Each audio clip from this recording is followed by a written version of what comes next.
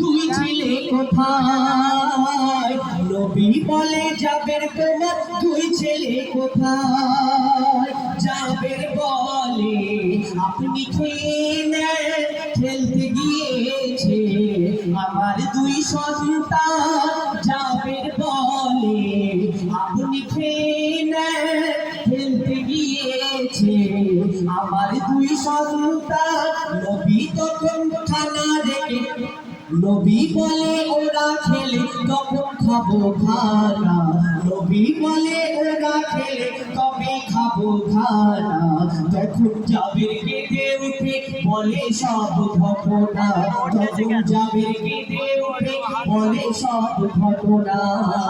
হযরত জাবের আলাইহিস সালাম আর মিথ্যা বলতে পারলেন না, আর সহ্য করতে পারলেন না। নবীকে সব বলে দিলেন। আর আমার নবী তো জাহানের বাদশা তখন কি করছে কবি বলছেন শুনুন। নবী তখন খানা রেখে লাশের কাছে যায়, বিসমিল্লাহ বলে নবী তাদের গায়ে হাত বুলায়।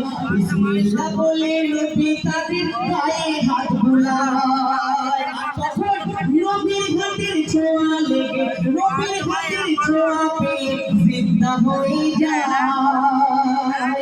নবীর হাতের ছোঁয়া পেয়ে জিন্দা হয়ে যায়। নবীর পাশে বসে তারা মাংস রুটি খায়। নবীর পাশে বসে তারা মাংস রুটি খায়। খাওয়ার পরে নবীজি কয় আর যত আছে রাখো এক জায়গায়।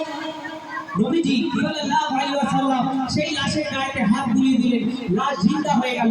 আর তারপরে আবার কি বলছেন যে খাসির মাংস তোমরা যেগুলো খাচ্ছ তার হাড়গুলো ফেলবেন না, হাড়গুলো এক জায়গাতে রাখো।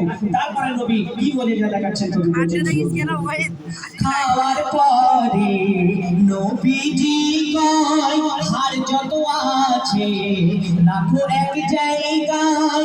খাওয়ার পরে নবীজি কয় হাড় যত আছে রাখো এক জায়গায়। হাড়ে ফুক দিল জিন্দা হলো, হাড়ে ফুক দিল জিন্দা হলো, হাড় সেখানে রইল না। খাসি করে দিল আবার আমার শাহে মদিনা।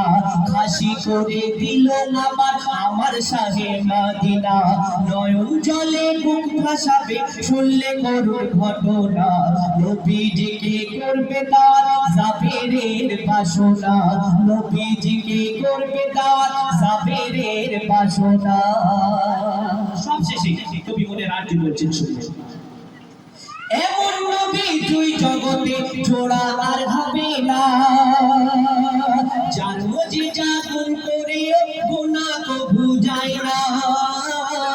জানো যে জাদুন করে গুনাহ কবু যায় না। আর সৃষ্টি কুলের শ্রেষ্ঠ নবী নাই গো তাহার তুলনা। যা বলিবে তাই